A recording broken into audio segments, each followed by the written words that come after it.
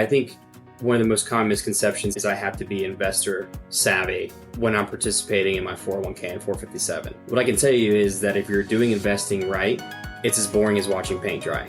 That's Nick Frye from Texas Saver, here on today's ERS Money Talks podcast to talk about retirement planning and the value of meeting with a retirement plan advisor like him. So keep listening, whether your retirement is a few days or a few decades away.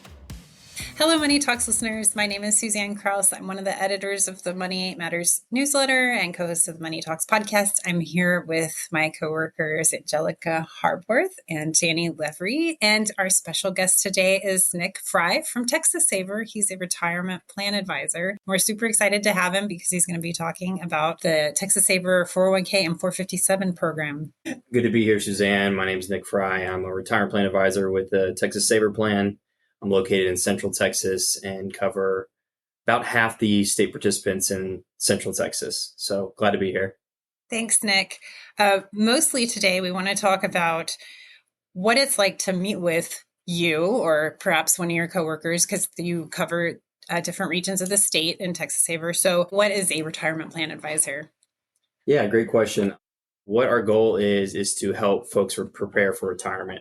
So we help folks in every single stage, whether they're just getting started, maybe it's their first job, maybe they're coming in from the private sector, all the way up to folks that are well into retirement.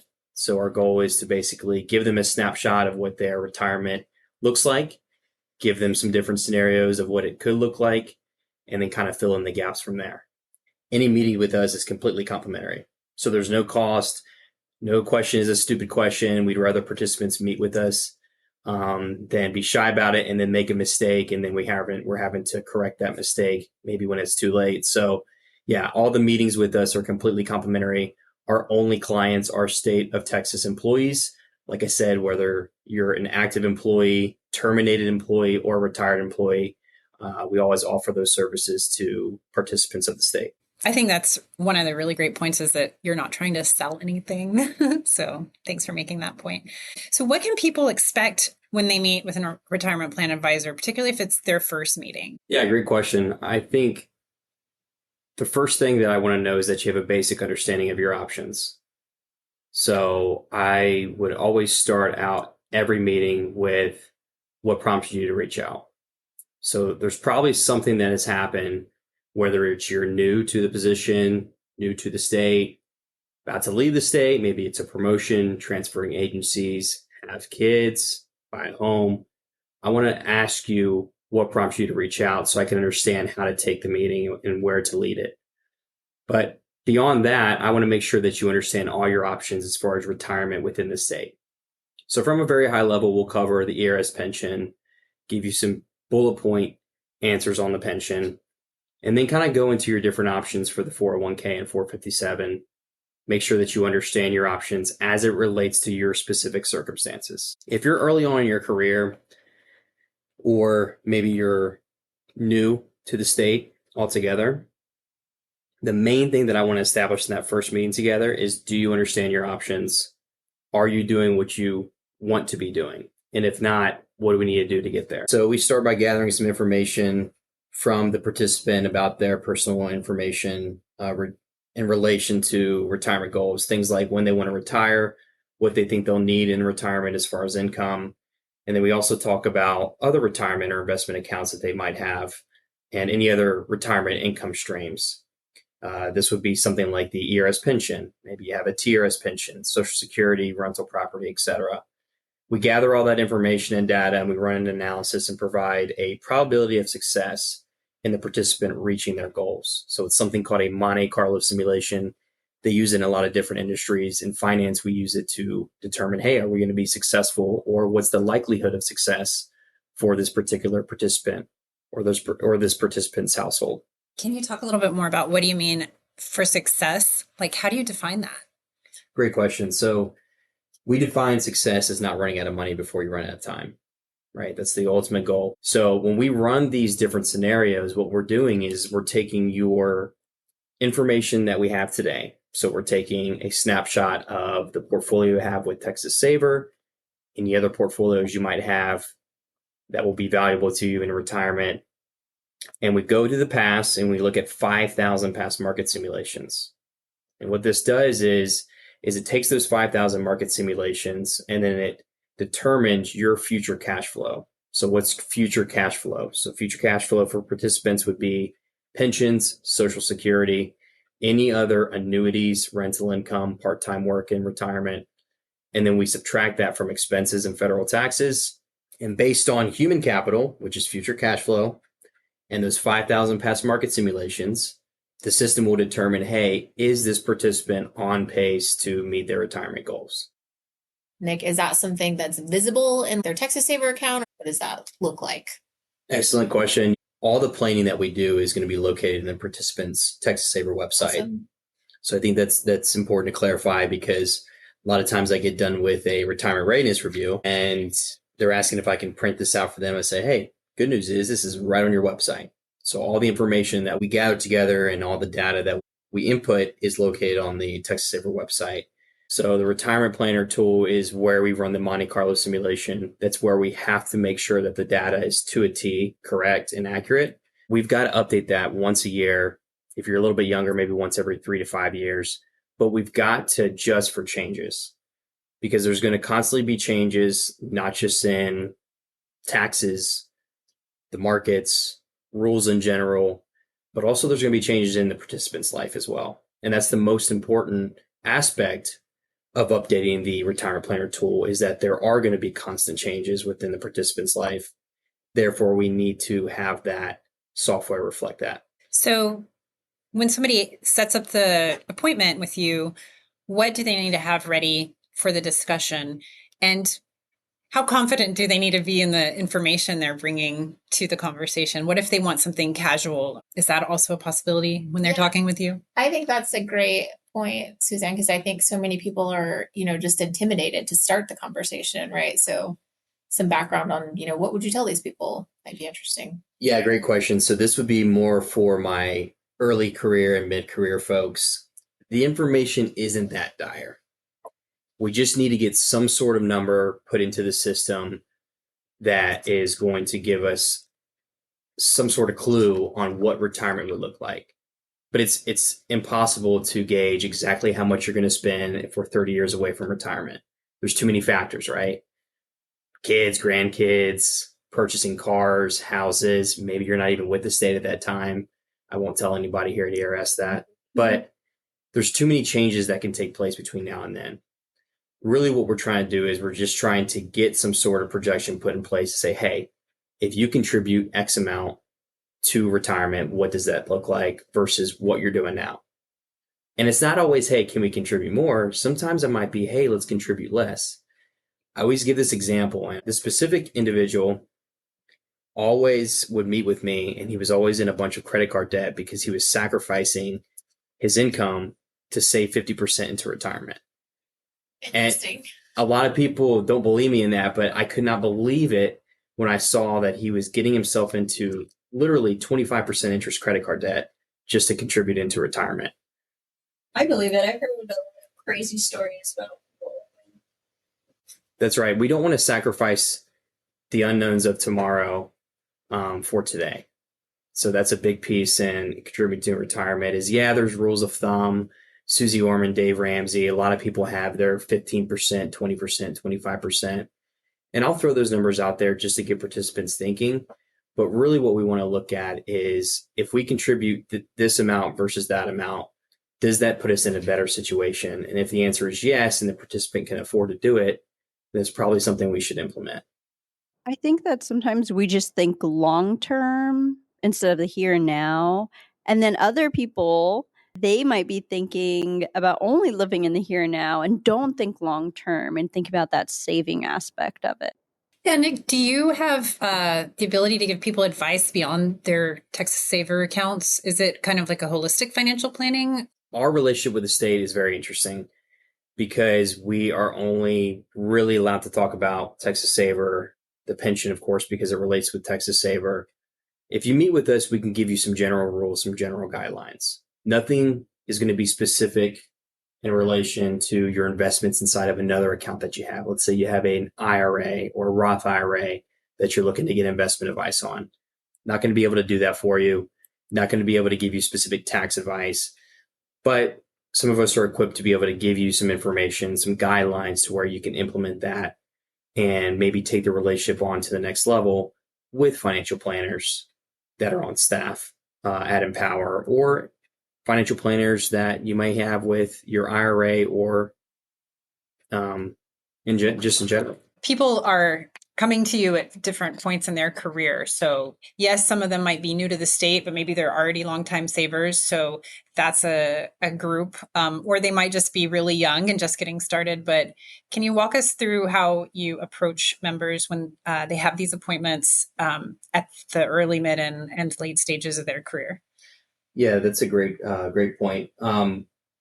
With anyone new to the state, and that could be someone that's brand new, maybe it's their first or second job out of college, or maybe they've transitioned their career and they worked in the private sector in the city or county, and now they work for the state. I think the number one thing is to not get bogged down on all the information. So allow yourself to go through the training, allow yourself to get acquainted with the insurance benefits, with the IRS. The reason I say that is because you're automatically enrolled into the 401k at 1%. Now, there's a brief window where we can retract that. I believe it's 6 months, where if you didn't want to contribute, we can kind of pay you back for that. But the point is that you're automatically enrolled into the 401k at a pre-tax contribution of 1%. So I would say don't get bogged down on the information there. Get comfortable in the role, get comfortable with your other benefits. Another reason why is because we can change these contributions and the plan and the investments at any point in time throughout the year. So yeah, we do a lot of summer enrollment table service, but we don't have to necessarily change your contributions, investments, or plan at that time. We can change that anytime throughout the year. But furthermore, I would say with participants that have come from a different role, we probably just want to get a snapshot of what they have going on, what they were doing with their prior plan, if they had a prior plan, and kind of talk about maybe doing some consolidation with that prior plan and pros and cons of why they may or may not want to do that. And then really the idea there is just to give them a baseline, say, hey, maybe they're in a new position. Maybe things are kind of tight. Let's just say, for example, what can we do today?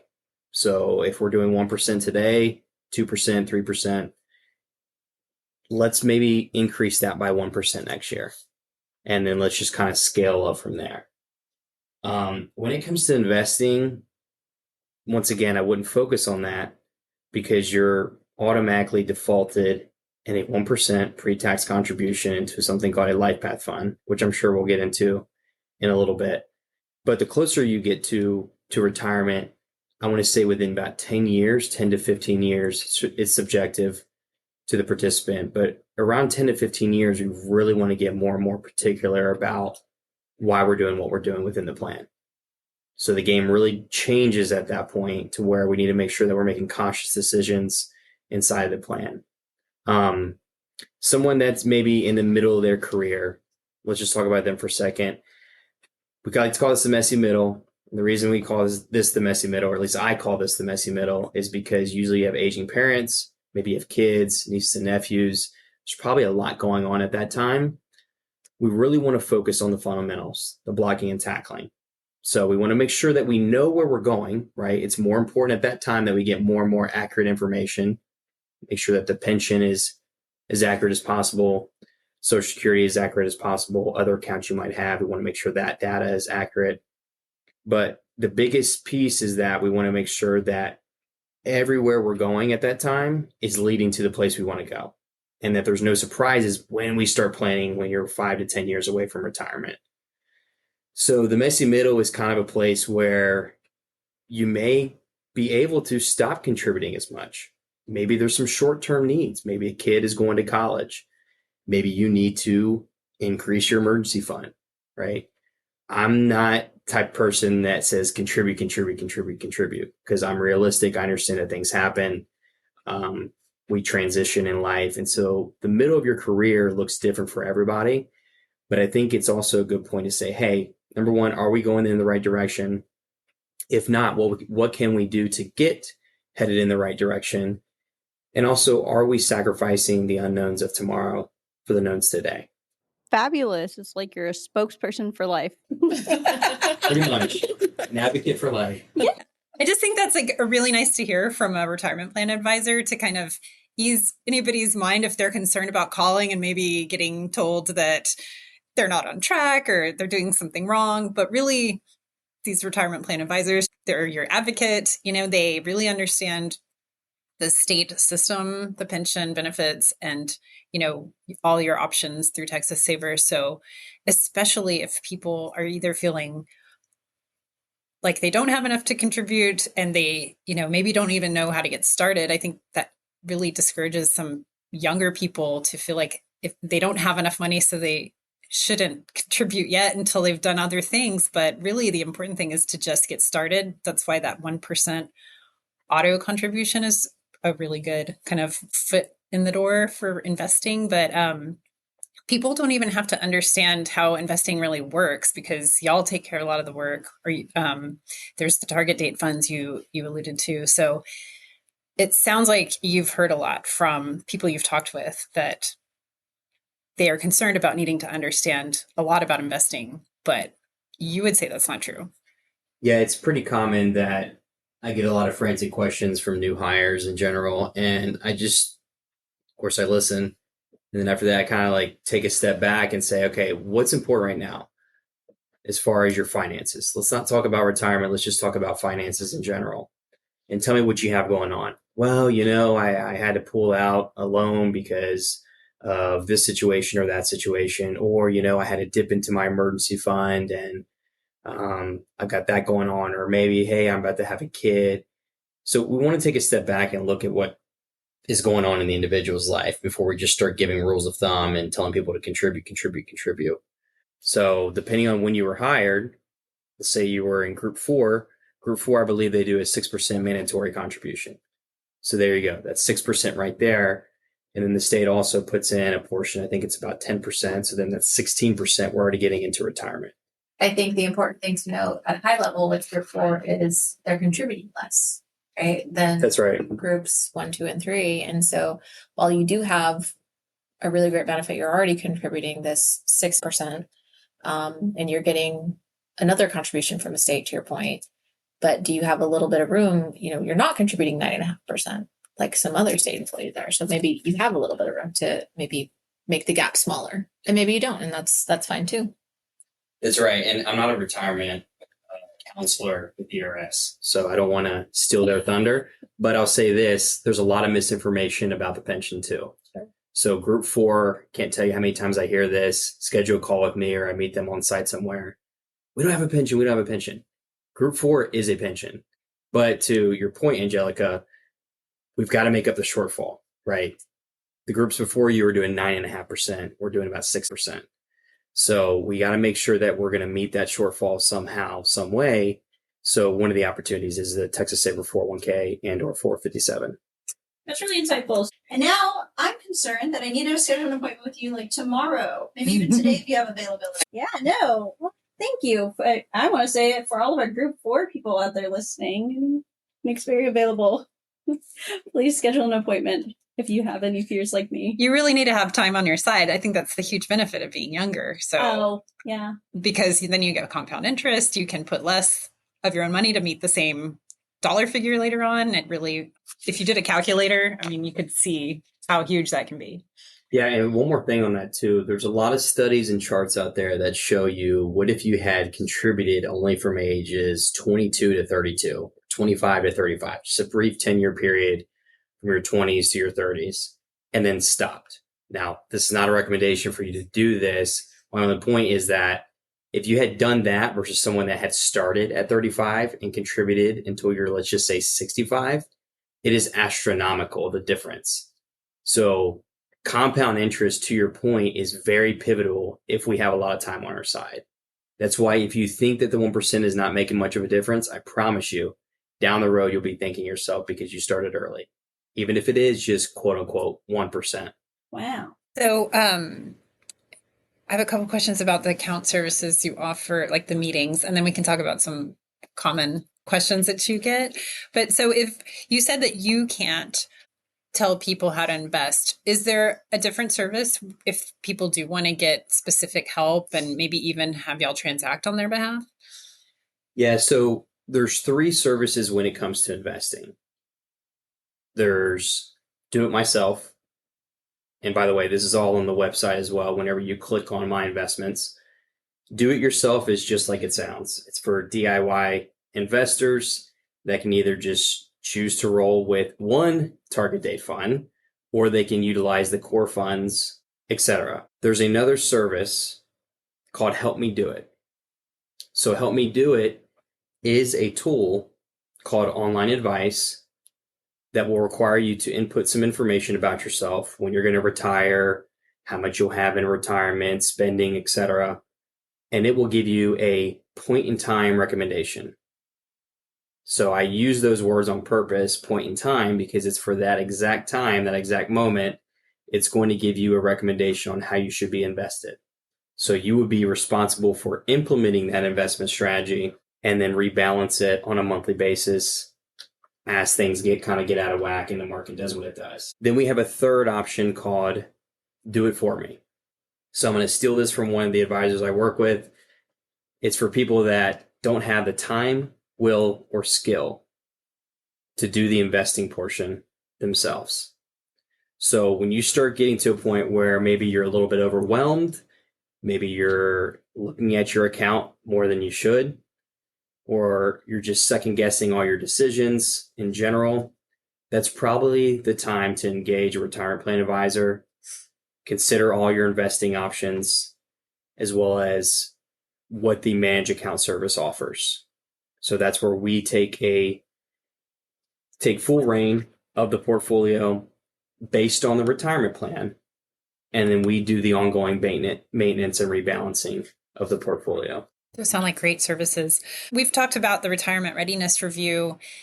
Is that a special meeting or just part of a meeting with an RPA? Like, how would they're like, I'm ready for this retirement readiness review. What do they do?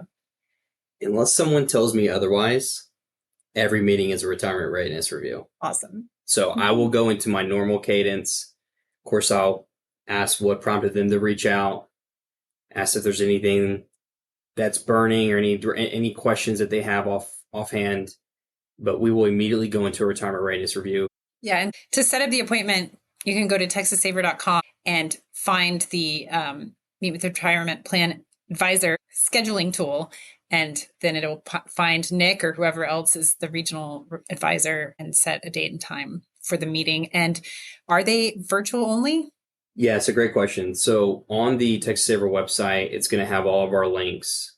It's only going to list the virtual availability for all of us. So we all have our own individual links. My specific link will have other options. So for instance, I have an option to meet me in person on Wednesday.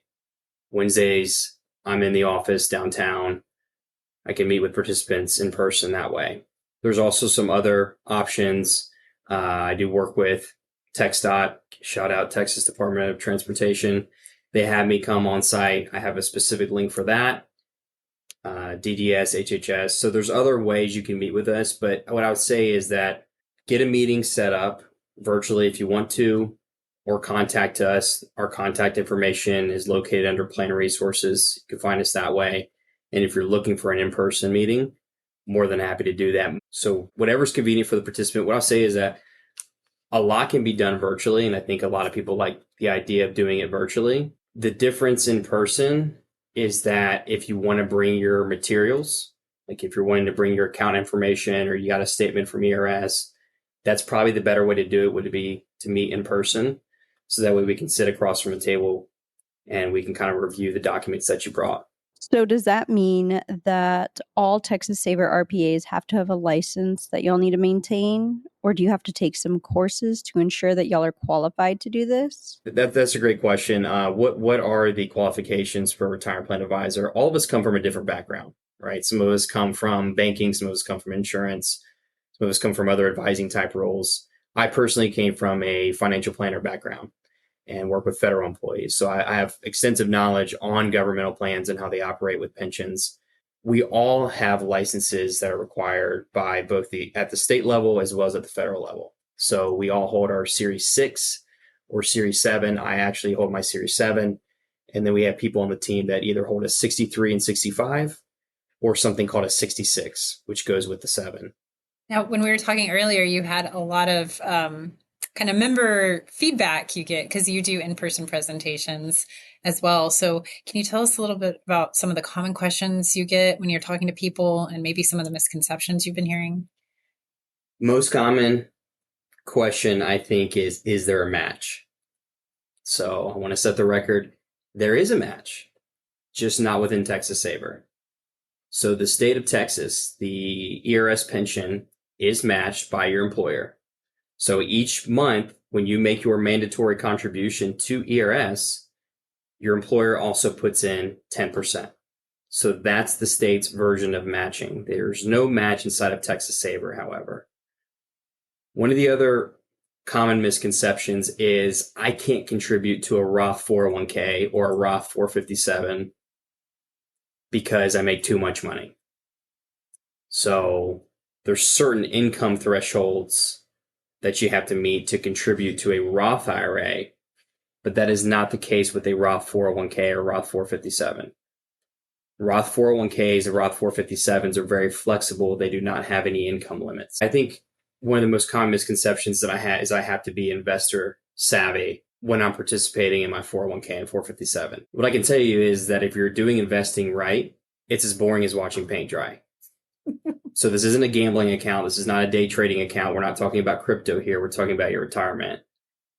So when it comes to investing, let's not get bogged down on all the options. We try to limit options because if you have too many options, then we have paralysis of analysis. So it's better to keep things super simple. The KISS philosophy, keep it super simple. But don't get bogged down on the investment options. The main idea here is to get money working for you in the market. So if people don't really know if they should be doing Roth or traditional contributions, or if they should be doing the 401k or the 457, that's the kind of thing that they can get clarification on from the retirement plan advisor, correct?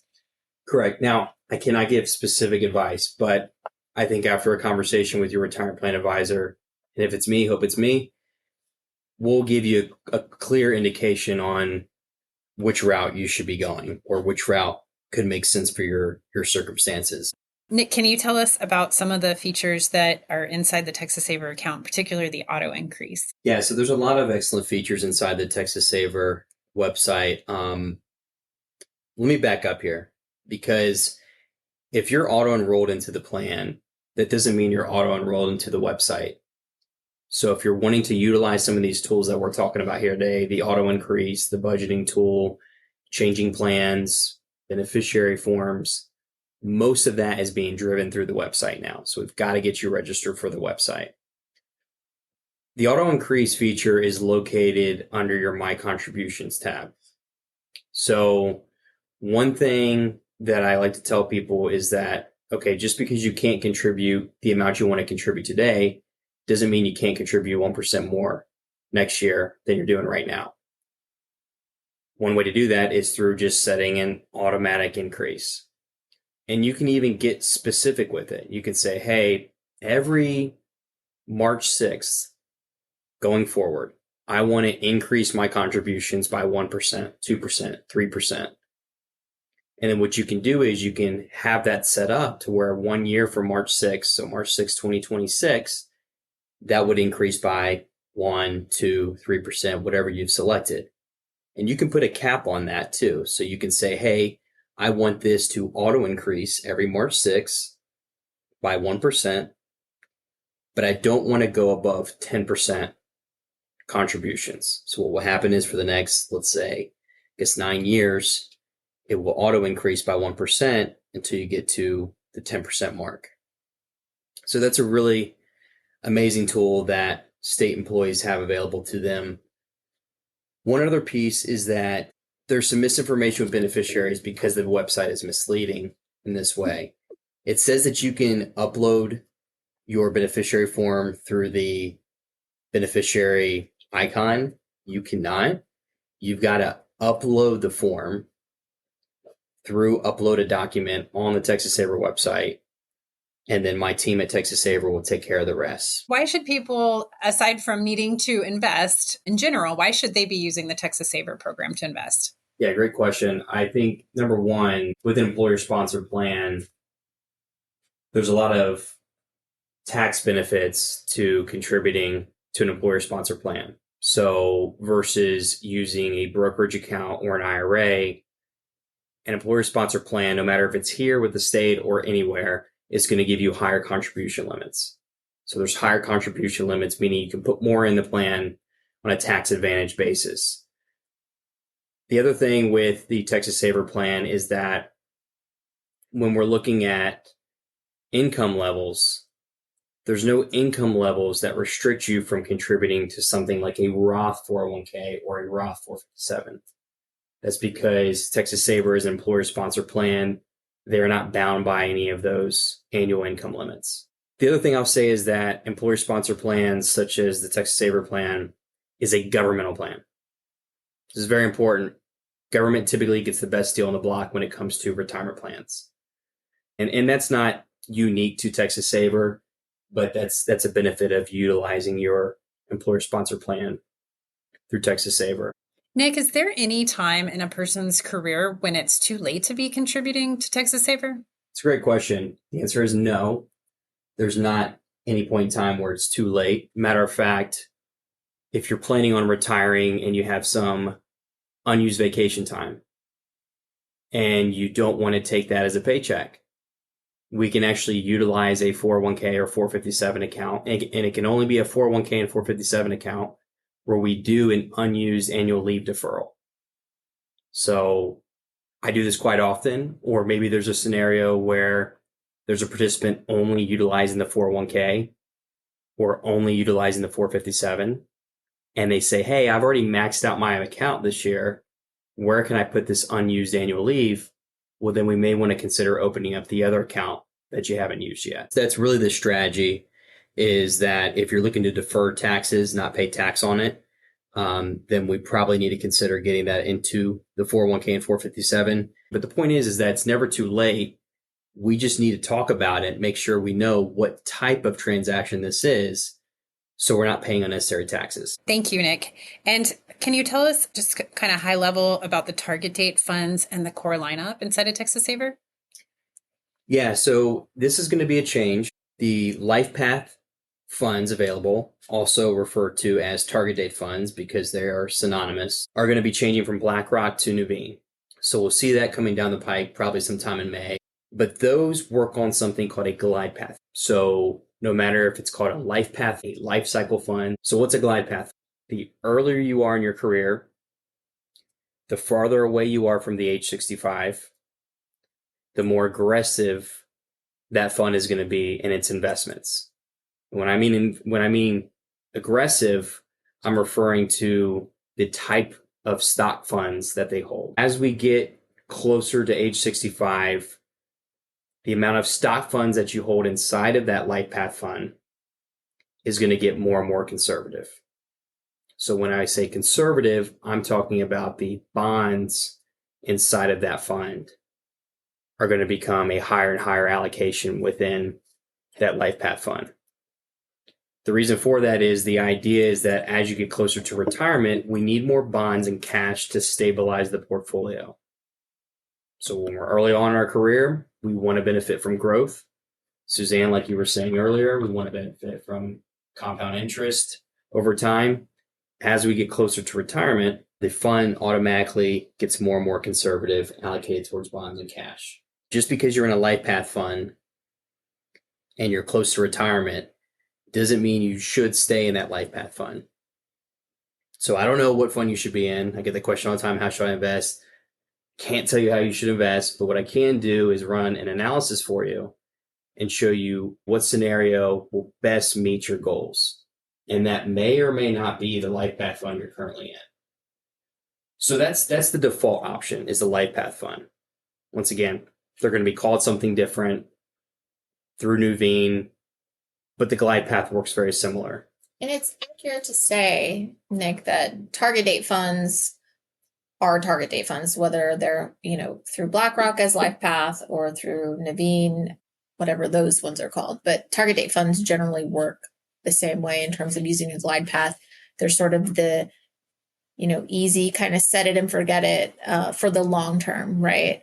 And you only need one target date fund. You don't need to spread your money out across all the different vintages, right? Because they're based on the year you plan to retire. And so we find sometimes that people are just putting their money like across, in an attempt to diversify. But the great thing I think to mention about target date funds is just the fact that they're easy. You set them and forget them. That's right. Perfect point. If you're utilizing a target date fund, you should only be using one. I cannot tell you which one to use, but you should only be using one. We're not trying to ladder your portfolio with various different LifePath funds because we're working against each other inside of your portfolio. Do you find that people do that? A lot. Yeah. A lot. I find that to be very common. Or another common strategy I see is for some people to use maybe one or two LifePath funds, and then they'll throw in like a bond fund or a growth fund. And what they're doing at that point is not only are they kind of working against themselves, but they're also over concentrated. So they think they're diversifying because they're in a LifePath fund or two, and maybe they're in an S&P 500 fund, a growth fund. Mm-hmm. But really, if you look under the hood of what's inside of those target date funds, there's a lot of S&P 500 exposure. Sure. So that's why sometimes some cleanup work is needed, especially when we're getting closer to retirement. I tell people, if you find you're going to retire earlier, just adjust it at that point. Adjust all your money in the vintage at that point. So yeah, it's interesting, the thinking behind that. That's a great point. I think the common thought is it's similar to CDs.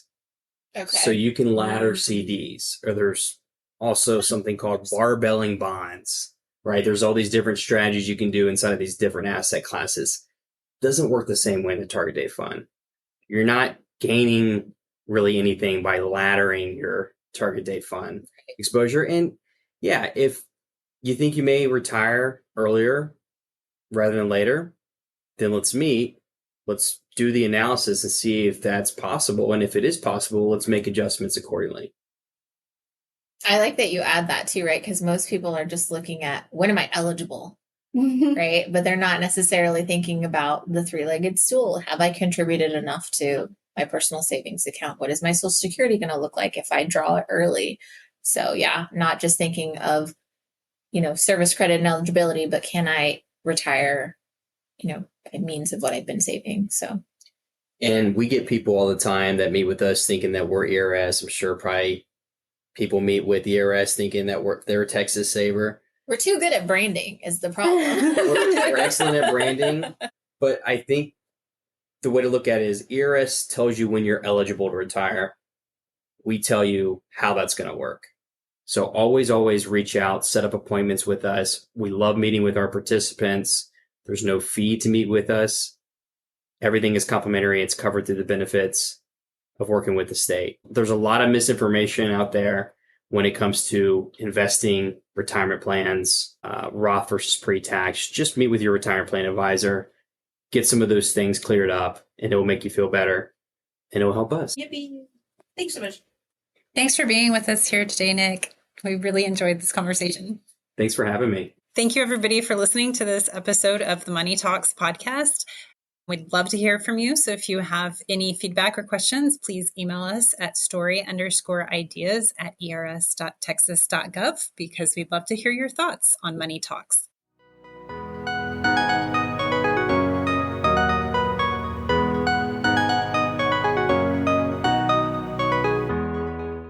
This material is for informational purposes only and is not intended to provide investment, legal, or tax recommendations or advice.